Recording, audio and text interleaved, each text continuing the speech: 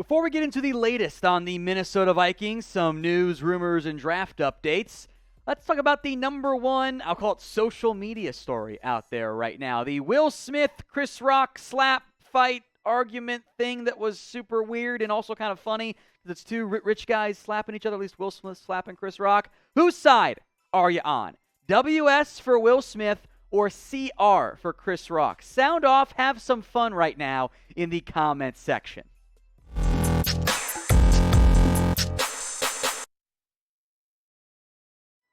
You're watching Minnesota Vikings Now by Chat Sports. I am Tom Downey. Let's break down what's going on around the Vikings as they've made another free agency move, adding a former Green Bay Packer. Wait, that sounds familiar. Chandon Sullivan is heading to the Minnesota Vikings on a one-year deal. We don't have the exact contract details at this point. Sullivan himself mentioned $2 or $3 million, so low-end money to potentially start at nickel corner for the organization. The Packers lose a player who I thought played pretty well for them last season in a not quite full-time role, but kind of close to it. Sullivan last year for the Green Bay Packers, 4 pass breakups, 3 interceptions. I thought he was a solid nickel starter, and that's exactly what I think will happen here in Minnesota. At pre-draft, of course, I believe Sullivan is the favorite to handle that nickel corner role because right now there's not much on this team at corner. This is still one of, if not the biggest draft need for Minnesota. There's Cameron Dantzler. That can be one starter. Chandon Sullivan can start for you, probably more short-term than long-term at nickel corner. The other 3 guys on the roster are Hairston Hand, Chris Boyd, and Perry Nickerson, who I once loved coming out of the NFL draft, but he's just not that guy I thought he could be in the NFL. Boyd and Nickerson could probably play some nickel, but you don't want them starting for you on the outside. So Sullivan means you don't have to draft another nickel early on in the NFL draft. However, you do have to take a corner probably sooner than later unless you add or re-sign some more players in this year's free agency crop. So when it comes to free agency, grade the Vikings free agency so far for me. I think it's been, for a team light on draft capital, pretty light from that standpoint. A, B, C, D, or F. How do you feel about what the Vikings have done so far in free agency? Minnesota might not be done yet. Former Miami Dolphins offensive guard Jesse Davis, who had been cut by the organization, is now visiting the Minnesota Vikings. Now, Davis started 16 games for the Dolphins last season. He's played all over the offensive line in Miami, left side, right side. At minimum, I think could be a nice, 6th or 7th offensive line option for you. Could start if there's injuries, maybe compete at the right guard position. Davis's position flex is valuable as teams flush out the back end of that offensive line depth chart. Obviously, he's not going to start at right tackle where he played last year for Miami. That's Brian O'Neill's job. Not going to start on the left side. Christian Darrisaw, Ezra Cleveland got that spot locked up. I don't really view him as much of a center, so I'm going to cross him off the list over Garrett Bradbury. Could he compete for the right guard job with Wyatt Davis, Aliudo, all there? Yeah, what does intrigue me about this potential move by Minnesota is that the Vikings are going to run the Sean McVay-style offense. And the Dolphins, of course, run the Kyle Shanahan-style offense. From an O-line perspective, those aren't that different of schemes. So it's interesting to see the Dolphins say, we don't think Davis is a fit, or at least not at his cap hit, even though he wasn't great last year. And the Vikings say, well, we think he is. That's intriguing from my standpoint. Nate Hairston, next up here. He is also set to visit the Minnesota Vikings, as that one will go down this week, much like Jesse Davis. This is a backup depth option at the cornerback spot. He knows this defense. Nate Hairston comes over from the Denver Broncos, who, of course, the Vikings hired Ed Donatel to run their defense from. So that's a direct correlation there. Now, Hairston's numbers make you go, oh, wow, only 79 yards, 4 pass breakups. Yes, it was a small sample size, 15 targets and 8 completions allowed.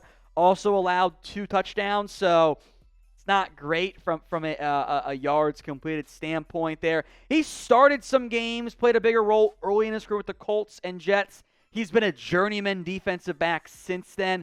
His frame says he can play some outside, maybe get you some nickel run if needed.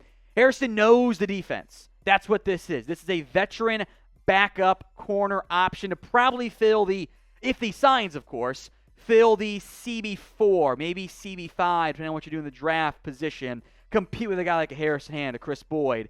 Probably would not be guaranteed a roster spot if he were to sign, but he knows this. He's a fit for the team, and that's valuable in wave 4, 5, whatever we're on in free agency.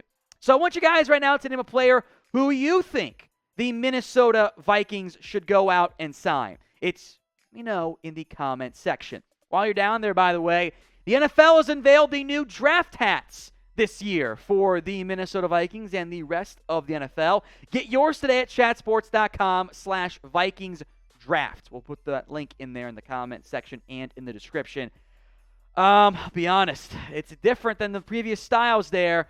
I will give Minnesota credit, at least unlike other teams, the nickname and team name colors aren't the exact same, so it's not terrible from that standpoint. They got a bunch of styles as well. Check them all out at chatsports.com/VikingsDraft.